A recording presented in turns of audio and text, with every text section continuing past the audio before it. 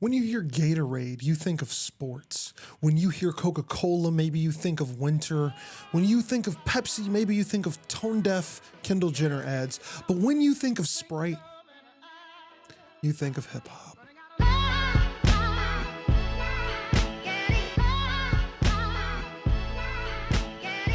What's up, I'm J-Treb and welcome back to a weekly-ish commentary series where I don't even think anyone watches anymore, but I'm still here to tell you about the things that are going off in my brain 24/7. If you would like to hit that subscribe button, it would be greatly appreciated. Today I'm coming to you from the studio. This is ABJ Productions. This is the studio that me and my homies just started. I'm hopefully adding in some B-roll in here. If you're in the Chicagoland area, you can actually use this space. More info on that coming soon, but we got a studio. This week I got caught up in a topic of just why was Sprite always around black people? But I don't know if I could phrase it that way, so the word we're gonna use today is hip hop. So why was Sprite always around hip hop? Let's dive into this 62-year-old West German lemon lime soda and get to how Curtis Blow eventually is rapping in a commercial for them. Believe it or not, Sprite is not the oldest lemon lime soda. That award actually goes to 7-Up, and 7-Up was released only days after Al Capone was arrested. Coincidence? I think not! Sprite itself is actually an offshoot flavor of Fanta, which that may not seem important, but it's really important when you think of the context of war. Hopefully this is the only time I bring up war on this channel, but during World War II, there was an issue when it came to getting the Coca-Cola ingredients into other countries such as Germany. So what did they do in Germany? They didn't stop making flavored sugar water that was unhealthy. They created a new company, they created a new brand, and they called it Fanta. Among these flavored sodas was the Sprite flavor in Fanta form. They sold over 3 million cases in 1943, and then over the course of the war, it continued to ramp up. But after the war, do you think Coca-Cola looked at this product and said, oh my God, this product's selling so good, we should keep it going because everyone seems to love it? No, they immediately did what any great capitalist would do, and they just folded it back into the company and said, no, we're not gonna make that anymore, drink some Coca-Cola. It's ridiculous, it's crazy because how it changed hands to come back is crazy. I really don't like talking about war. For about 6 years, random places started creating it. So I'm talking small bottle shops, they would create it, and then the formula would be different everywhere you'd go, so you wouldn't get the Fanta Clear that you wanted, but it started popping up and it gained popularity. So what happened from that 1959 time when it started grabbing popularity to 1960, Coca-Cola buys it back. They make sure that they're the only ones that can produce it because they see that the public wanted it anyway. It's ridiculous. Just do what the people wanted in the first place. Rebranded as a drink mixer, Sprite came out in 1961 with the obvious and apparent goal to go up against 7-Up. They were so focused that the Sprite marketing, there were several different designs of this bottle and this logo, this green color, the font, all of it was so meticulous because they had one goal in mind. It was to beat 7-Up. It was to be better. It was to be the #1 lemon lime soda. Isn't that just weird? That's so weird. Oh, the #1 lemon lime soda. It took them a while, but by 1978, Sprite is at the top of the game. They're battling with 7-Up back and forth, and they're noticing one thing. They've been marketing towards adults as a drink mixer, but teenagers are starting to love this drink. And it's teenagers in 1978 coming up on that turn of the years where it'll be 1980. And what is Sprite looking for in the 1980s here? Good commercials. This is Curtis Blow with the latest trends. You got to know what's out and what's in. Talking about the taste of one that's right. Now more than ever, it's Sprite. So how do you make advertisements for teens in the urban market of the 80s?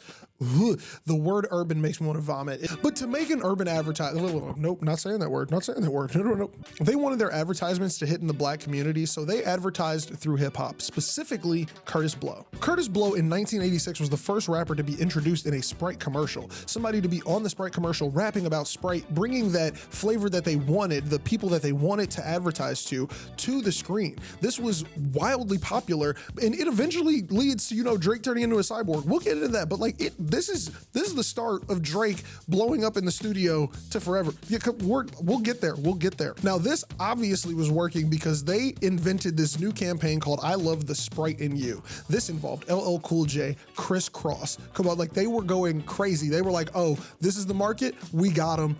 hook, line, and sinker. This is crazy how many commercials they were doing, but it's crazy how many of their commercials were directly hip hop advertisements. Transitioning from the 80s to the 90s, Sprite knew exactly which market they wanted, and now they knew exactly which vein to press. This is the best period of time for Sprite to be out, and this is probably why we love Sprite today. The rappers that were involved in this time period were some of the heavy hitters of not only their time, but have gone to become OGs now. They incorporated up and coming and underground rappers such as LL Cool J, Nas, A Tribe Called Quest, Pete Rock and CL Smooth, Grand Pumbaa, who's rumored to have come up with the tagline of "Obey Your Thirst." Like, come on, this is crazy. They also teamed up with NBA players such as Grant Hill, Kobe Bryant, the urban market. Do you like, ooh, this is the time period of the urban market. The question might be now in the 90s, did it work? At this period of time, Sprite had 6.1% of the market share of soft drinks. 7-Up had 2%. It's not neck and neck. It's not even a race.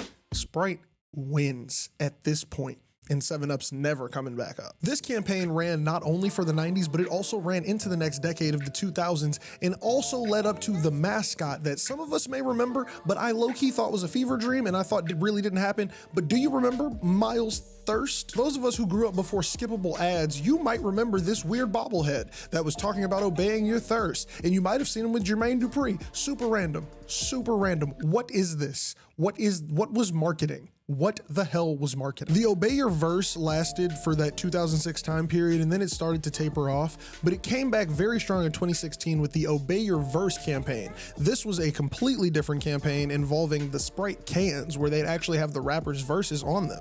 And we're gonna talk more about those right after you hear these words from our sponsor. The sponsor is me. I pay for this. This is all me. It's just me. I'm the editor. I do it all. Support me. Watch the video, comment, do something, share it with your homies.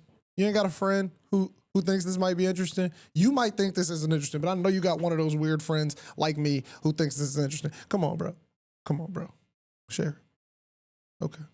These cans were a little bit different in the sense that they weren't like the Coke cans with your name on them. They had verses on them from new and old rappers. So this was an opportunity for a lot of people to get like their first national exposure. Somebody could possibly buy your verse on a can. This is crazy. Some of the people who had specialty cans would range from Nas to Drum to Missy Elliott, Vic Mensa, Logic, Kyle, Wonder Girl, Biggie, Tupac, J. Cole. And yes, we're about to talk about him. Drake had a can too. We all know this Drake ad. Don't act like you don't. This ad was crazy. This ad was legitimately insane. I don't know why it worked. I don't know why it existed. Please, I want to know how the pitch meeting was. So in this commercial, Drake, Aubrey Drake Graham, oh my God, he is like, I am in the studio writing forever. Last name ever, first name, but he's got writer's block. What helps writer's block? What is the only thing?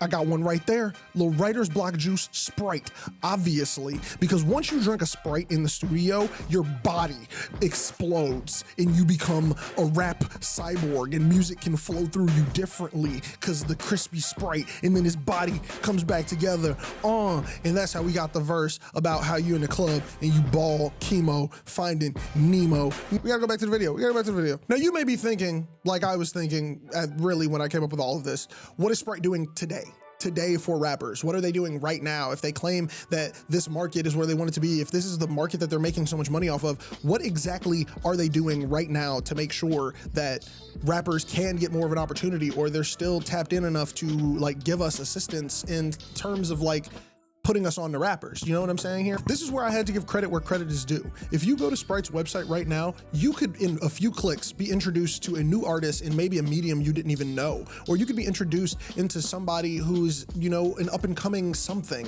because their website and their philanthropy seems to just always lean towards helping artists out. It's really cool to even see a company that big still attempting to do this in today's day and age, but they do keep their finger to the pulse. And I mean, on my show, The Miseducation of Music, I also had an artist on who got one of these Sprite opportunities. And just to hear him talk about what that opportunity was and how it was to even share that with his parents who grew up in that same time period, it was so awesome. But man, from a kid who grew up in the Sprite era where, like, bro, Drake was on, like, everybody you saw on Sprite, it was up next. I mean, you know what I'm saying? It was, bro, so like, that had to feel so dope and rewarding. That Sprite Way program is amazing. Shout out. Yeah. What they do is they take unsigned talent across the globe and whoever they think is dope, it's just like, we can put our resources behind you for a year and just see what happens. That's so awesome. Yeah, and then the day that I got the email that like, yo, you are going to be one of the Sprite Way artists, I was at work. I was in the work truck, actually.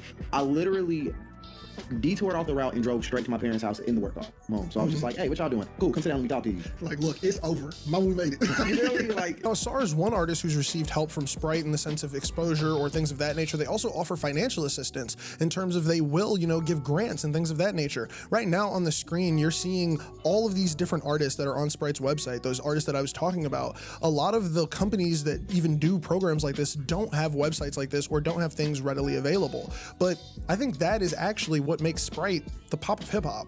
I don't know if you even notice it, but they actually are doing good for the culture in a way.